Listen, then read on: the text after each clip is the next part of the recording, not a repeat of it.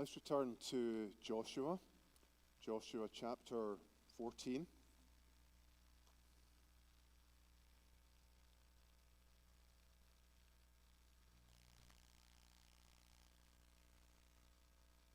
And we'll take as our central verse, verse 12. So now, give me this hill country, of which the Lord spoke on that day. Many of the other versions it says, give me this mountain. And many of you will be familiar with a book of that title, Give Me This Mountain, written by Elisabeth Elliot. Her husband Jim was one of the 5 missionaries that went to the Auca Indians, a previously unevangelized and even uncivilized tribe, and was killed by this tribe. And as Elisabeth Elliot was grieving over this agonizing loss and struggling with how God could do this, she felt a call to go to the very tribe that murdered her husband. And she did. She went there, and she went there with this prayer: give me this mountain. And very much modeled on the situation that Caleb found himself in 40 years before this incident. You'll remember that he was one of the 12 spies that were sent to spy out the land of Canaan. And he came back and he said, let's go for it. We can do it if the Lord is with us. But the other 10 of the others said, no, these Anakim, these giants, we don't stand a chance against them. And that's what the children of Israel voted for. And God sent them for 40 years into the wilderness.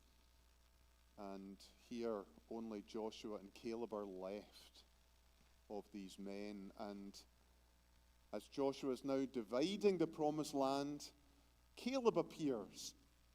And he says, that mountain that I said could be ours, should be ours, will be ours, give me that mountain. And of course it was a mountain full of enemies. Caleb had every right to choose a piece of territory that was much, much easier. He'd been so faithful. He'd honored the Lord. He could have, as it were, taken the spiritual recliner, retired to the rocking chair. But no. He said, if you look back at verse 12, verse 10, and now behold, the Lord has kept me alive, just as he said, these 45 years since the time that the Lord spoke this word to Moses while Israel walked in the wilderness. And now I am this day 85 years old. 85 years old. And yet he turns to this mountain full of enemies that God had promised him 40 years before and says, let's go. Let's take it. It's going to be ours. And he did. 85 years old. Give me this mountain. Elisabeth Elliot faced her own mountain. Caleb faced his own mountain. As Christians, we regularly face mountains in our personal lives, in our family life, in our church life. And we are certainly facing one in our church life, aren't we? When I chose this text and sent it to Renee, the date was November 20th. I had to choose way in advance. because Renee likes to be very organized, and she knew there was going to be a lot of services to organize through December. And I chose this long before I knew of any property possibilities. So I thought that was an interesting providence. Now, this isn't saying, well, this is God saying it's got to be Homeridge, right? It may be, but we don't know. If it is or if it isn't, there's another piece of property somewhere that he wants us to have. It's still a mountain. We face the mountain, as we have for a couple of years, of trying to find a place to worship God and raise up a witness and a testimony. And it looks really difficult, very challenging. None of you have taken the easy route. Some of you, maybe not quite 85, but you're climbing up there. And yet, in your latter years, you've chosen a difficult path to join with the Cross Fellowship, even to found it. And now we face this remaining mountain of a place to call home. And so it raises this question: how do we climb this mountain? This mountain that may be Homeridge, this mountain that may be another place, this mountain that any one of us is facing going into the new year. We're all going to face obstacles and challenges and difficulties. How are we going to climb it? That's a question I want us to try and answer this evening. The first step of climbing a mountain is getting to the start. Don't know if any of you have climbed mountains. There aren't any in Michigan, let me just say that. I know you might call them mountains, but they are hills. In Scotland, we have many mountains. And when I was younger, I would certainly climb one now and again. We used to have church camps that would climb mountains for 10 days. I think Don Vanderklok would have enjoyed these. But what I remember was it always took ages to get to the start. You know, the mountain, you usually had to walk across many fields and moors and many different places to actually get to the start. And you think of our situation, we have been 2 years trying to get to the start, just about 2 years. And we're ready to climb. We're ready to take on the challenge, wherever it is, however big it may be. But it's taken us a while to get there. So we're kind of in the foothills, we're in the plain, we're making preparation. We're in this stage just now of checking the weather, as it were, the spiritual weather. We're counting the cost. We're looking for opportunities, and we're also aware of difficulties and obstacles. And all of this goes through our minds as we are getting to the bottom of the mountain, just where we've got to start climbing. Making physical, mental, emotional, financial preparation. You have to do that. You can't just start climbing a mountain without taking counsel, taking advice, conversation, taking steps to see, am I physically fit? Have I got the resources? Is this the right time? And so on. And so we need that at this time. But we've got to get to the start. And then secondly, there's beginning to climb. And usually, when we begin to climb a mountain, we're full of optimism, aren't we? We're strong, we're vigorous, we've got energy. We see the peak, and that's just going to take a couple of hours. Soon we'll be there. And we're making a lot of progress. We're covering a lot of ground. This mountain isn't so hard after all. Sometimes when God puts a challenge in our way and we begin to take it on, we think, well, it's It's not easy, but it's not impossible.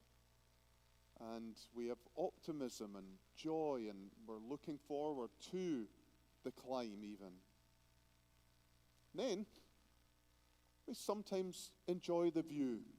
We turn around. We look back. We see where God has brought us from. As we do this New Year's Eve, we look back and we enjoy the view of what God has done for us as individuals, families, and as a church. We've got to pause. We've got to take stock. Whatever's lying ahead of us or above us, we want to turn. We want to look back. And we want to sing and praise God for his goodness and his faithfulness to our church over this year. He's provided. There's never been two buildings really to choose from. There's always been just one, and it's always been just good enough, just within reach of the majority of our congregation. And we should look back with gratitude for that and enjoy that view of God's faithfulness, because you look back and you say, well, if that's the view here, imagine what the view's like as we continue to climb and take on the challenges ahead. Then there's helping others. So it's one thing to climb a mountain alone, but you're always wise to climb with others. And if you don't, you'll certainly, usually at least, pass others, some of whom may be needing help. I've been in that situation before. I was climbing a mountain with 5 of my friends in a church camp. The fog had come down. We hadn't checked the weather. We had taken far too little food. We had no compass. And the leaders weren't fit enough to keep up with us. So we had no idea where they were. And eventually we got above the clouds, but we had no idea where we were. And so we decided there's only one thing for it, and that's turn back and hopefully get someone to help us find the way. And so we turned back and all the way back down the mountain again. And who did we meet coming up this mountain but our leaders? And we said to the leaders, which way is it? And they said, well, we were going to ask you the same question. They were as lost as we were. We were looking for help. They were looking for help. And there was no one to help. And so sometimes when we see, we're climbing our own mountain, we might look around us and we might see this person or that person who's struggling to keep up, who's tired, who's climbed enough mountains maybe in their time, and they've run out of steam. It's just too much. And so they need a helping hand. They need some encouragement. They need just somebody to go with them for a while and to give them moral as well as physical support. And sometimes it's us who need it. And we stretch out our hand to a brother or a sister and we say, I need help. And they pull us up and they keep us going. And we get new strength and new wind to press on. But then sometimes the weather starts closing in, as happened to us. And it gets pretty scary when you have no idea even what's up or down, never mind what's left or right. And sometimes unbelief brings that fog in the Christian life. Sometimes affliction and trouble brings it in. Sometimes discouragement, illness, bereavement. But we feel a bit lost. We feel vulnerable. We don't know which way is up or down. We don't know whether to turn right or to turn left. What do we do next? Here's this climber, confused, worried, and afraid. Maybe some of you are feeling like that just now. Maybe not in relation to our church, but maybe in relation to something else, another challenge. You're confused, you're worried, you're afraid. You can't see the goal. You can't see the summit. You can't see a path there. It looks impossible. Do we go back? Do we keep going? Is the easiest way maybe a bit more to the left or to the right? I've said, give me this mountain, but I can't even see the mountain just now. We've got to be aware of these times in our lives. But then there's trudging on. The weather clears maybe. We're tired now. We're exhausted. We are a long way from the beginning. It still feels a long way to go. The Christian life is often like that, isn't it? You get through the bad weather and you realize, wow, there's still a long way to go in this Christian life. There's still a long way to go in this challenge. And it's really calling on all your spiritual reserves to just keep going. Maybe you've made a mistake. Maybe you've been injured or hurt, and it makes it especially difficult to keep going. But maybe though you can't see the peak you ultimately want to get to, you can see other lower peaks. And you think, wow, that would be amazing to get on top of these mountains, but even more to get on top of this one. I need to trudge on. I need to persevere. I need just patient plodding. Nothing spectacular, just patient, plodding faithfulness. I remember one Scottish minister being asked one day, how do you explain that you've got through so many difficulties, you've seen many blessings, you just keep going? And he said, I have no secret, I'm just a plodder. I just plod. And sometimes that's what God calls us to do, isn't it? We're not sprinting. We feel we're hardly even walking. It's just a plod. One step. Take the next step. Take the next step. Take the next step. Apparently, those who climb Everest are told this is the greatest secret to success. Not thinking about anything beyond the next step. Not even the second step, but the first step. Then you can think about the next first step, and then the next first step. Trudging on. We're almost at the peak, but we are totally exhausted. On every high mountain, there's an area that's usually got a very haunting name, like the last man's gorge, or the final turning point, or the last chance. Just something that indicates this is where most people give up. This is where most people say, enough. I just can't do it. They're exhausted. The peak is almost in sight. But they're done it. And they seek again at every step of the way, help, Lord. I to the hills will lift my eyes. From where does come my aid? Not the hills. This mountain cannot help me. My help comes from the Lord, who made heaven and earth. He made this mountain, and he can make me a climber of it.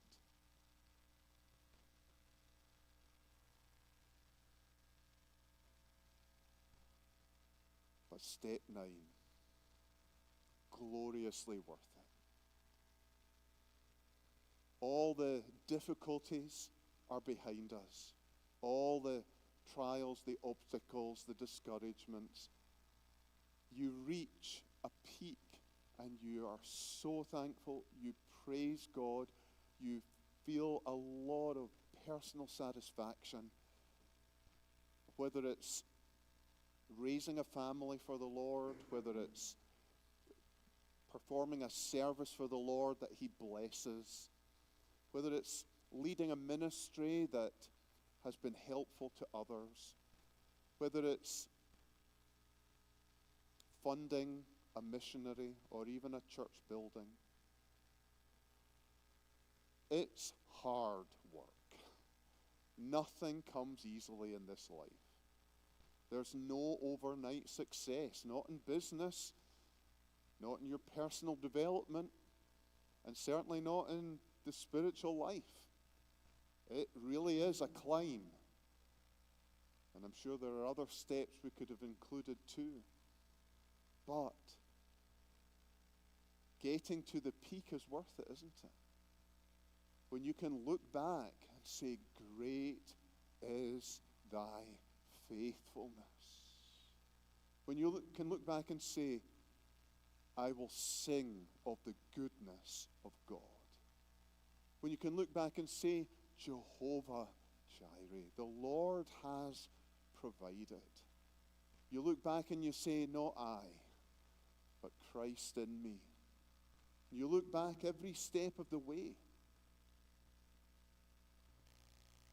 How did I climb this mountain? Here's the answer. Because Christ has secured our inheritance, we can climb hard mountains with hopeful hearts. Who's climbed a higher mountain than Jesus? Who suffered more on the way than Jesus? Who had more discouragement than Jesus? Who was more in the dark than Jesus?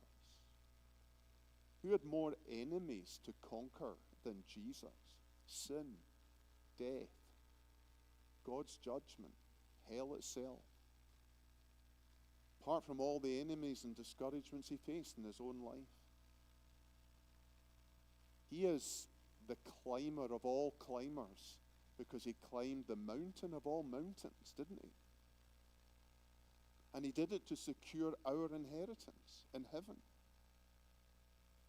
He said when he came to this earth, effectively, give me this mountain. Give me this people to save. And I know it's going to be the hardest possible test, temptation, trial. But give me this mountain. And with what faith he got to the foothills, with what faith he began climbing. We can see that in so many ways. You think of him getting to the start through his years of development, before he began his public ministry, and then beginning to climb full of enthusiasm as he's baptized by John and people begin to listen to him. And then at times enjoying the view as he saw people being converted, helping others all the way, then at times into the valley. But despite the weather closing in and him trudging on, being almost exhausted, he eventually came to the place where it was gloriously worth it. God had given him the mountain. It was finished. And therefore we can say, because Christ has secured our inheritance, he secured this mountain, then we can climb lesser mountains with hopeful hearts. Whatever lies ahead for us as a congregation, whatever mountain the Lord puts in our way, we can climb it with hopeful hearts. And here's the interesting thing. When you get to the top of these mountains, you look back and what do you see? You see a rope. And you follow the rope. And you realize that somebody was holding a rope from the top to the bottom.